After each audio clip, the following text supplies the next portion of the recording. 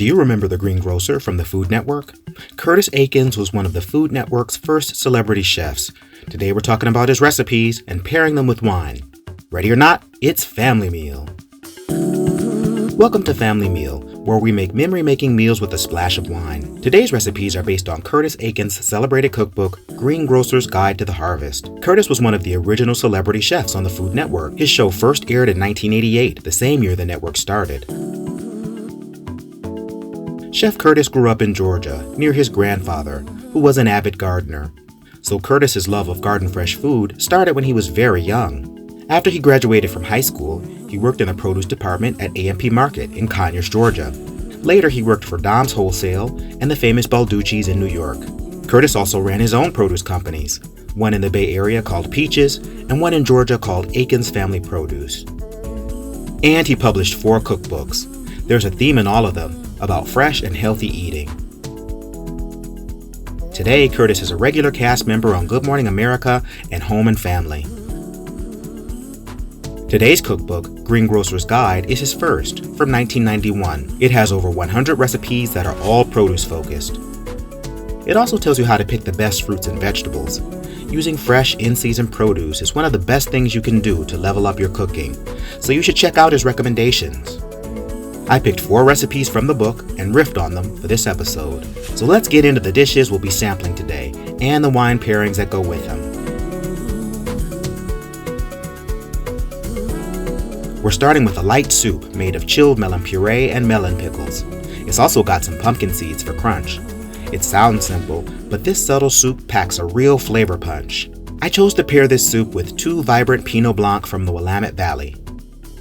Second is a loaded toast or open-faced sandwich. It's got tuna with butter beans and herb salad on toast. It's herby and fragrant and fresh. If you love fresh herbs, you'll love this dish. This dish will also be served with 2 white wines, a Verdejo and an Albarino. Our main course will be a chicken pie with homemade pastry. Think of it as a deep dish chicken pizza. It's creamy with lots of roasted chicken. It's hearty enough to be a main course, but won't leave you feeling overfull. And the pie will be paired with one of 2 fairly light Pinot Noirs from 2018. For dessert, we have some orange muffins. They're glazed and filled with pastry cream. They've also got a hint of rosemary. The final wine for this month is a 2012 Vin Jaune. This might be a springtime menu you make over and over. There's so much fresh produce, herbs, and fruit. Let's get into these flavorful dishes and these tasty wines.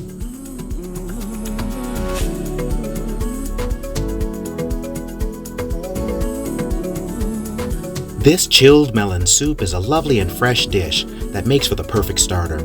I'm using cantaloupes for this soup, but you can use any sweet melon you like. Honeydew or watermelon would be great in this. We'll start by making melon balls. About 3 per person should be enough. The rest of the melon will become the soup. Next, heat up some oil in a pan. Add 2 fresh chili peppers that have been sliced and seeded. Give them about 4 minutes before slowly adding some white wine. Bring all of this to a boil. This is a light white wine, by the way.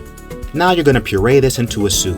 Put a bit of lemon juice into the blender, then add the rest of the ingredients. Blend this into a fairly smooth soup. How chunky you leave it depends on your taste. And that's your soup. Now let's garnish this up a bit. We're going to add the melon balls, some cheese. This is the cheese I always make, by the way. Look here for the recipe. And some roasted pumpkin seeds for crunch. On to the wine. We're pairing this with 2 vibrant Pinot Blancs. This grape is related to Pinot Noir, but it's not as finicky. Unlike Pinot Noir, it produces a good amount of berries with ease. But it's a white grape, so it grows best in colder wine regions. That's why both of the wines we're having are from the Willamette Valley. This wine region is near the coast and can get frosty, but grapes like Pinot Blanc thrive here. You can also find this grape in other cool wine regions like Alsace in northern France and Alto Adige in northern Italy.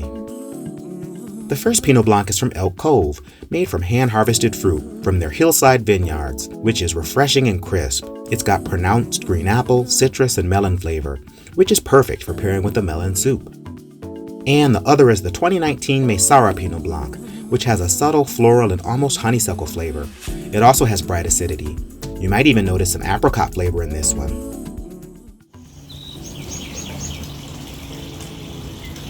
Oh yeah. That's very light. This one's much fruitier.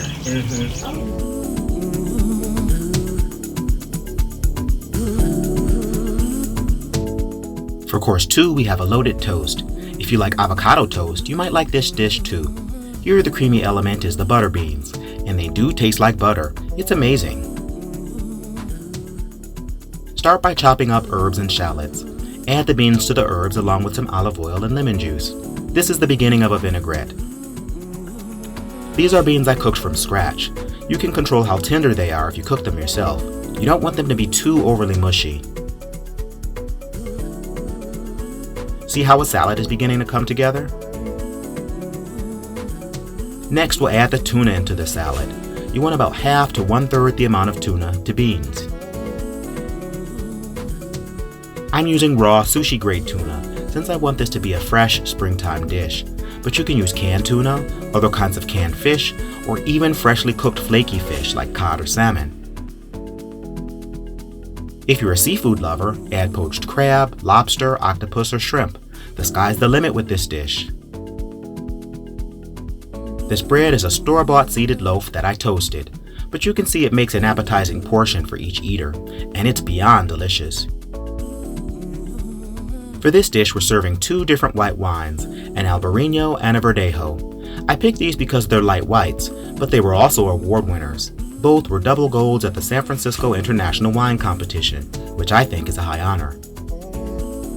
Albarino is a classic pairing with seafood that's most associated with Spain. This one is from Napa and has a green apple and lime character, but it's not overwhelmingly fruity. It's more subtle, so it won't overpower the toast. The Verdejo is from Rueda in Spain. This wine also has a green apple and citrus character, but it's a bit more herbal or grassy than the Albarino, so this wine can pick up the herbiness of the salad quite nicely.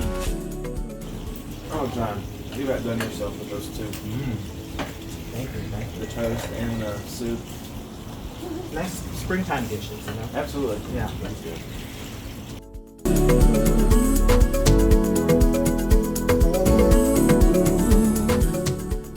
The next dish is sort of like a chicken pot pie.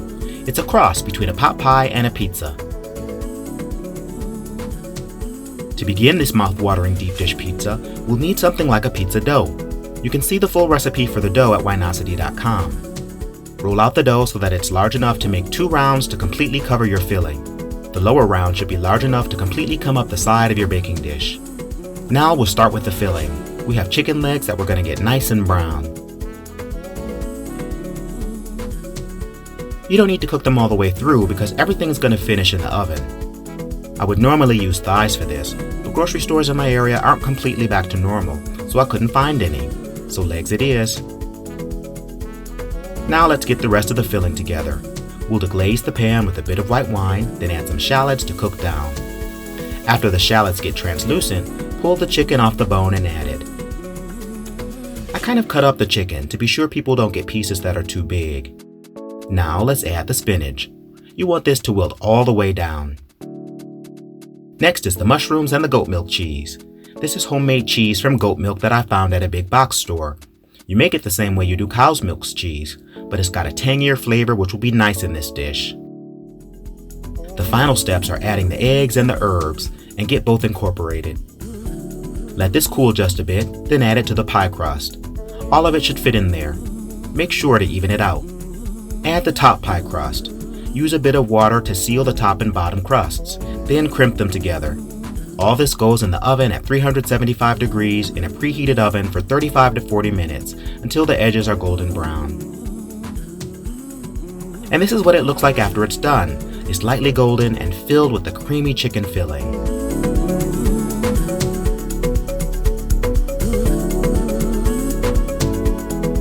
We'll be drinking Pinot Noir with this dish. These are also both award winners, which is why I picked them. They both saw some oak aging and are rich enough for a main course, but still light enough so that they won't overpower the chicken. First is the Mirasol 2018 Pinot Noir. It's really affordable and likely available at your local grocer or wine shop. It's got the cherry and strawberry flavors you expect from a Pinot Noir. This is a great food wine, but you could also enjoy it as a sipper. The Line 39 Pinot Noir is truly a star. It's bursting with red fruit flavor and has great acidity. I think it was one of the favorites at the table for this meal, and I can understand why. Both wines pair well with this big chicken pie. By the way, I'm serving them off ice, so they're under 70 degrees. That's a great temp for Pinot in general, and is especially refreshing on a spring day like today. This is so good and so rich.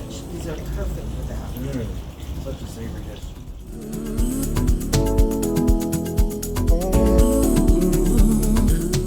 Now it's time for dessert. We're having some orange and rosemary muffins. Start by adding the eggs, oil, and sugar to the bowl.